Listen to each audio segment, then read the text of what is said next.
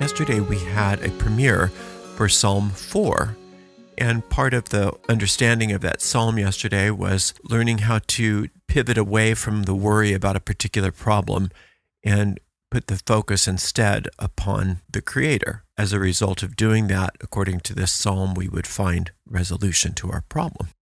I got a comment that said, well, you can't just ignore a problem. It won't go away if you ignore it. And you're right. We don't ignore problems because they don't go away if you just ignore them. But it brought to mind the idea of denial. The word denial over the past several decades has gotten a meaning that is limited. There are good uses for denial. Not all denial is bad. To go into denial and just stick your head in the sand and pretend like nothing's happening is obviously not the highest way of working. But denying our ability to solve the problem is also not helpful. Many of us deny our power to overcome a problem. We deny our ability to find resolution. We deny our own inner light, and we focus all of our attention on the external world where we feel powerless. And then we're told, but you can't go into denial about that. And so then we think the right thing to do is to worry about the goings on outside of us while we're denying our own power. It's a pernicious perception of the world. The ego mind is a habitual thought pattern based upon the idea of fear, based upon the idea that we're separate from our good and that we're all alone, we're small, and we're insignificant. And then we're taught, but don't go into denial about your problems. And what does that do for us? Usually that causes us to worry and feel even more powerless. But we think that we're doing something noble or we're doing something helpful by focusing on the problem, by ruminating over the problem and worrying about the problem. My response to people who say you can't just pivot away from the problem and expect it to go away is if worry was a problem solver, all of our problems would have been solved a long time ago. If all it took was us worrying about things to make things better, everything would be better. Because most of us worry a lot. We live in a world of worry. We worry as a natural state of existence. And the moments that we don't worry are few and far between. We are either worrying or trying to suppress the fact that we're worrying. And worry doesn't work. Now, that's not to say that if you get a sense of worry for a moment that's bringing up something in your awareness that needs to be taken care of, that doesn't have its place. Obviously, it does. But the worries in those instances are fleeting. They're just there to bring to light something that you need to take care of. But worry as a tendency, as a way of living our lives, is not only not helping us solve the problem, but it's causing us distress. So many health problems are related to stress. And stress doesn't just come out of nowhere.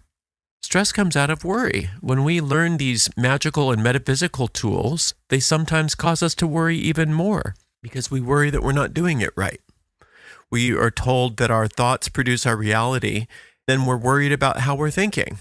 And we're worried that we're thinking the wrong thoughts. Then we're told not to worry, and then we're worrying about the fact that we're worrying. To try to ruminate to get rid of worry or to solve our problems obviously doesn't work, or it would have happened already. I've worried a lot over my life, and it hasn't helped me one bit, but it has harmed me. In my own life, I had to find alternatives.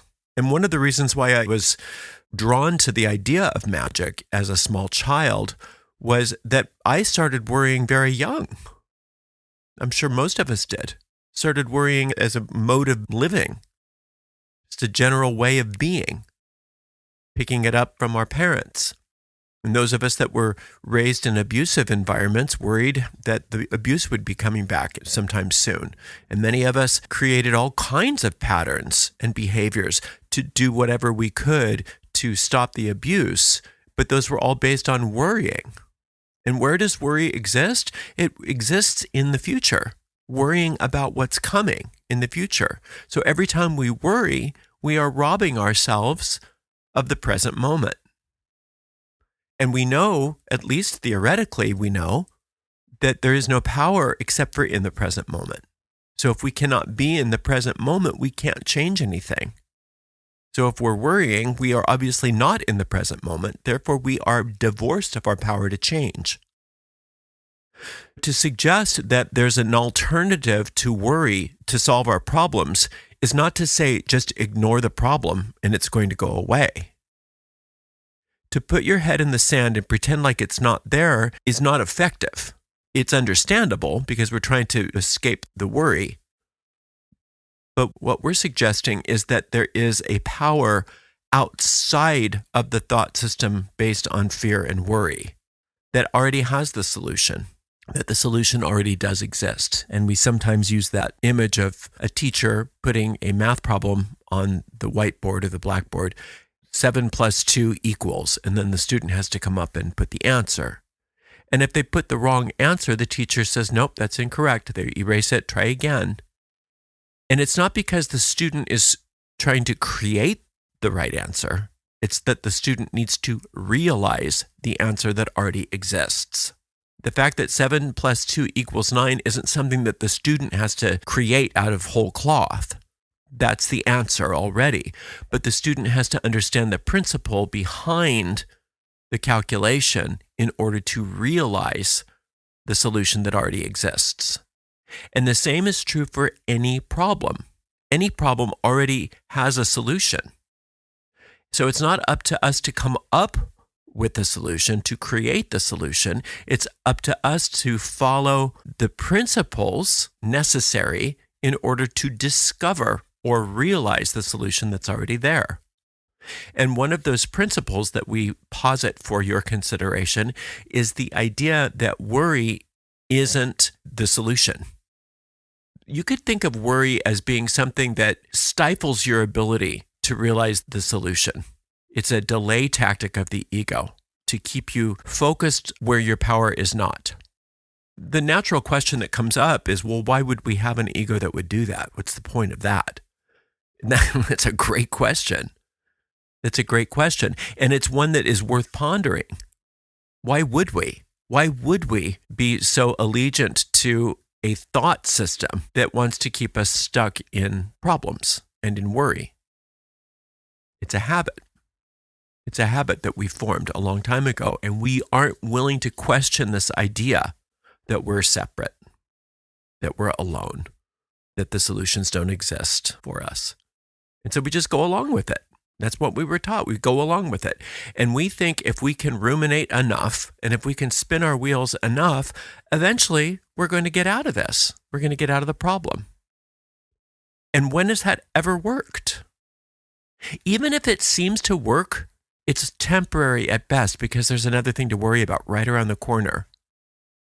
It's this nonstop whack-a-mole game that we play. We have bought into this thought system and we support each other in it. That worry is helpful. That worry is just the way things are. And if you're not worried, you don't care. When we are looking at a magical solution for the problem, worry can't be a part of the equation because it is by definition taking us out of our power. The power of magic exists in the present moment. If you cannot commit to the present, if you cannot commit to the nowness of your experience, your wand doesn't work. Your wand doesn't work in the future or the past. It only works in the now. The time that you spend worrying is the time that you're spending locking yourself out of your power. Now, that's nothing to feel bad about. You don't want to make yourself wrong for having worry. That's part of the human condition. In fact, moving beyond worry and into solution is huge. That's heroic. That is really going against the grain of society. That's doing something that maybe 1 or 2% of all people have ever done. Just the idea that you're considering moving out of worry and into power is huge. So you never need to feel bad about yourself when you're exhibiting behavior that has been taught to you and that is the accepted norm in society. The idea that you should feel bad or wrong about that is silly. But the idea that you want to go beyond that, that's heroic. That's amazing. That's something to feel good about, that you want to move beyond worry and into solution. So if you have a problem and you notice that you're worried about it, we don't say, oh, I need to just stop worrying. That doesn't do us any good. That is putting your head in the sand. But what you do is you look at the problem square in the face. You don't run away from it. You don't pretend it's not there, but you deny its power over you. And you deny the idea that you have to come up with a solution or that no solution exists.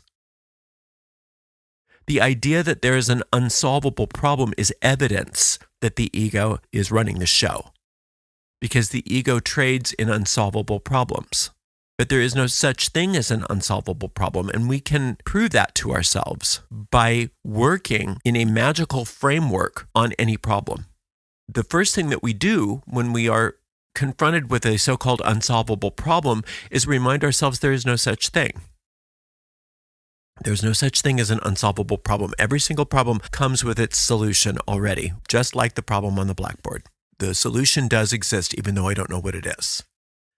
It's not up to me to create the solution. It's up to me to realize the solution.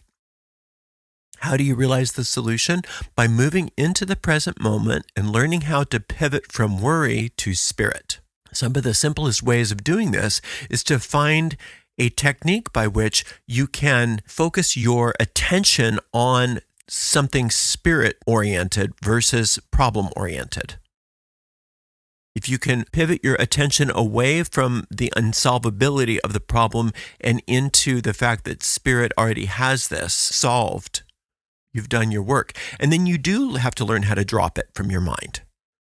So whether you use a spell, whether you use a psalm, whether you use an affirmation, whatever you use to pivot away from the idea that there's no solution and toward the solution that already exists in the spiritual realm and in the present moment, you've done your job. You've done your job. And then it's about allowing the solution to reveal itself to you. And we do that by disciplining our minds to stay off the worry and stay on spirit. But I want to reiterate that this doesn't mean pretending like the problem doesn't exist. It means moving into the realization that the problem is already solved. So we tune our consciousness to the frequency where the solution already exists. But that's very different than denying that the problem was there to begin with. And also recognizing that we are already participating in denial by denying that the solution exists. Because if you're worried, you're denying that there's a solution. If you're worrying, then you're denying that spirit has any power. You're saying the problem is bigger than spirit. And you can do that. In fact, most people do that. It's not a sin to do that. It's just not effective. It does make sense why when you hear something like this, you might think, oh, you're just saying to ignore the problem, but that won't work. Ignoring problems doesn't make them go away. Well, of course it doesn't work to ignore a problem, but it does work to move your attention from the worry into the solution and allow your mind to be disciplined to not focus on the problem and to allow the solution to work through you. That's a very different thing than just pretending like it doesn't exist. Say you have a light bill. You don't have the money to pay your light bill. To put the bill in a drawer somewhere and go about your life pretending like there's no bill, you're going to get your lights turned off. That's how that works. And suppressing that worry is what that is. Suppressing worry actually gives it more power.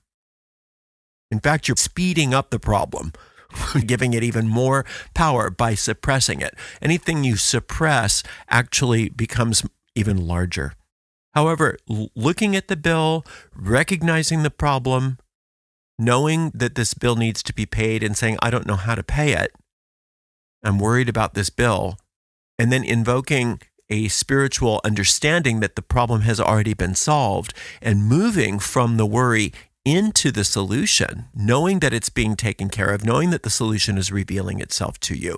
Having several sessions of that in whatever way works for you. Like I said, there's all kinds of ways to do that.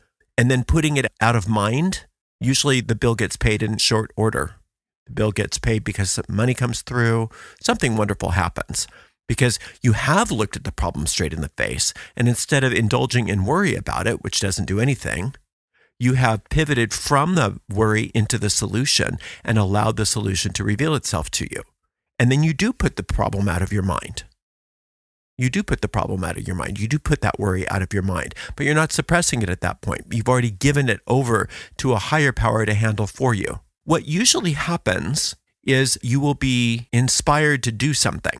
Sometimes things just happen in mystical, magical ways that are beyond comprehension. Yes, that does happen. But more frequently, you're inspired to do something. When you're relaxing, like taking a bath or something, it's just like, oh, I could sell something. I forgot about that. I've told you this story before. I had a problem once where I needed some money, and I just was so worried. And I did this, what I'm telling you now. I looked at that problem straight in the face. I saw it for what it was. I said, I'm going to remove the worry. I'm going to pivot to spirit. I'm going to let spirit show me the solution, and then I'm going to put it out of my mind. And then when I was relaxing, doing something, I said, oh my gosh, I forgot about that account. I literally had forgotten I had an account. I wonder if there's any money in there. Oh, wow, there was plenty of money in that account. How many times do you forget you have an account? I mean, really. But it happened for me. My point is that one way or another, that solution is going to reveal itself to you because you've done the work. Doing that kind of work is not the same as going into denial about the problem, pretending like it's not there, running away from it. Because that is a worrisome activity, doing that. Whereas if you're facing the worry, if you're facing the problem, and you're turning to spirit and learning to relax into the worry, learning to relax into the problem, and allowing the solution to reveal itself to you, it's very different.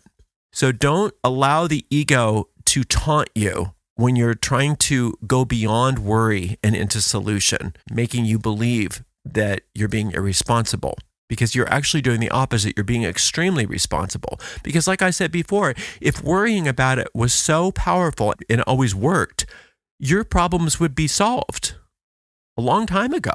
And not only that, but what people do is they get worried about something. And then out of that fear and out of that worry, they try this and they try that and they try this and they try that. And they dig themselves deeper into the problem. They make it worse for themselves because they're allowing their ego to give them these false ideas of solution. Well, buy some lottery tickets. Maybe if you spent like $500 on lottery tickets, you'd have enough money. The ego mind, in the midst of churning through worry, offering you so-called solutions, are rarely good things to follow. Instead, turning to spirit, asking for the solution to be revealed to you, calming yourself, knowing that the solution is available, and then putting it out of your mind, relaxing. Spontaneously, ideas come up that you hadn't thought of before. The universe has a vantage point that you don't have. The universe has unlimited opportunities for you to realize the solution to this problem. Your conscious mind, your ego mind especially, doesn't have those. All it has is what it knows, and the ego mind only knows fear. And acting on fear in the midst of a problem rarely helps you.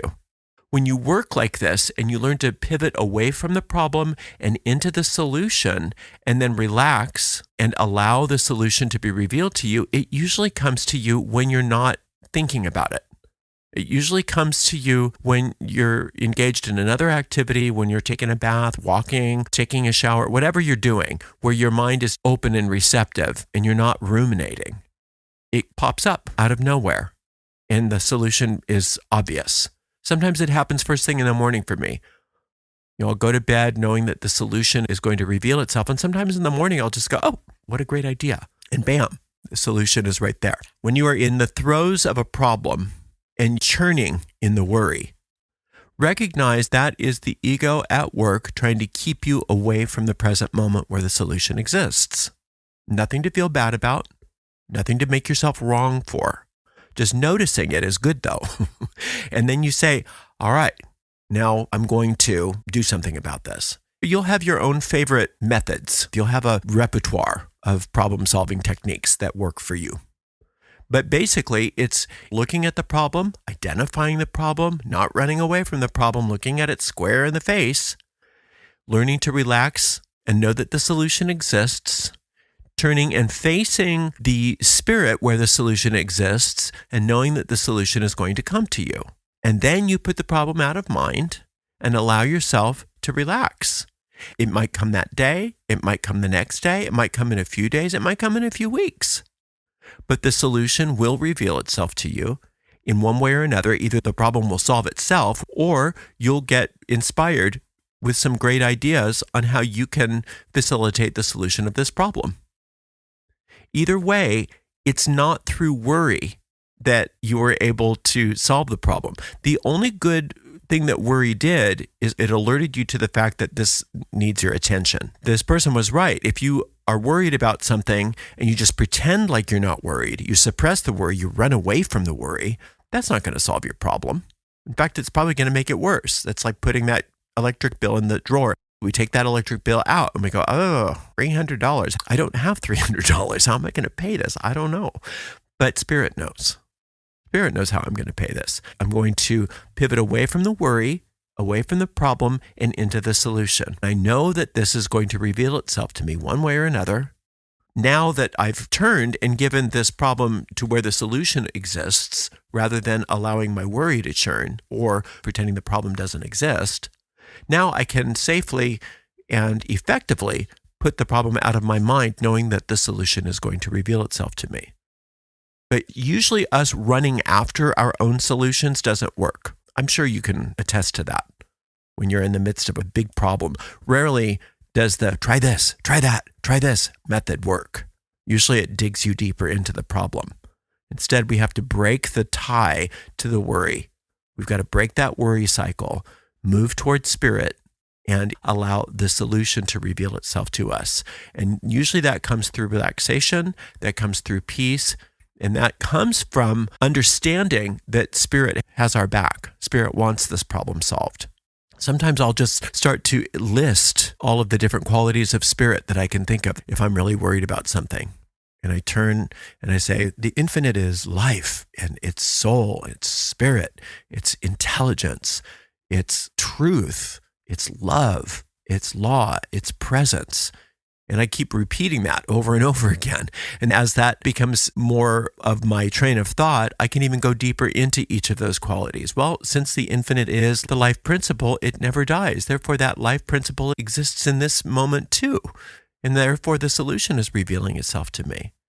Soul, I'm a perfect extension of the infinite. The way I was created is perfect. And since that's true, then the solution to this problem is already available to me because I'm perfect as a soul. Therefore, this solution is part of that perfection. You see what I'm doing? I'm reasoning it out in my mind why the solution already exists, why I deserve it, and that it will reveal itself to me as long as I can keep my mind focused on the solution rather than the worry. So this is a problem-solving technique. It's not a denial technique. But we have to understand that a lot of what we call denial is actually positive. Sometimes we're worried about being in denial about something. I deny that this problem has any power over me. I deny that this problem really ultimately exists in the mind of the infinite. Say you had a relationship problem with your partner, your mate, your husband, your wife. You don't just pretend like you're not having the issues, but you do turn and face spirit and recognize that in the world of spirit, that problem is already solved. You and your partner are already in perfect harmony. You and your partner are already in love.